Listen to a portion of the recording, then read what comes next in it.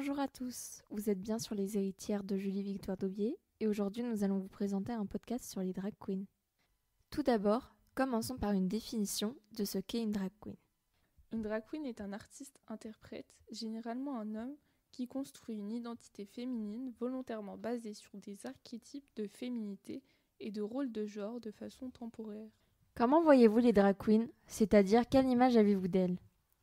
Pour moi, une drag queen, c'est surtout une apparence, des hommes gays qui s'amusent à se déguiser pour la rigolade. Pour moi, ce sont des personnes très efféminées et surtout très communautaires qui restent qu'entre elles. Pour vous, comment les drag queens se comportent avec les autres ? Les drag queens sont extravagantes et superficielles, plus préoccupées par leur physique que par l'intellectuel.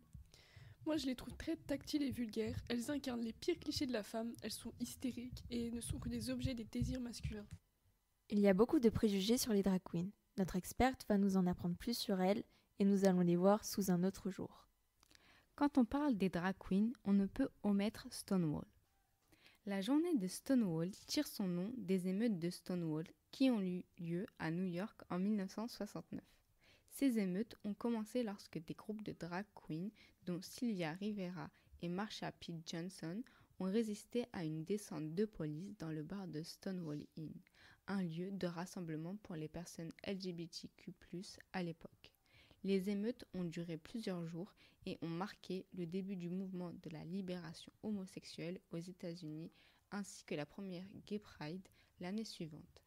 Depuis lors, la journée de Stonewall est devenue un symbole important de la lutte pour l'égalité et les droits des personnes LGBTQ+.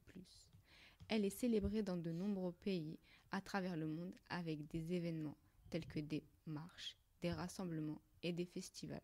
La journée est également l'occasion de sensibiliser le public aux problèmes auxquels sont confrontées les personnes LGBTQ+, et de promouvoir l'inclusion et la diversité.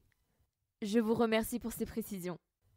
Les drag queens sont des héroïnes qui ont influencé et qui influencent toujours la lutte pour les droits LGBTQI+. Et quant à nous, on se retrouve dans un mois pour un nouveau podcast.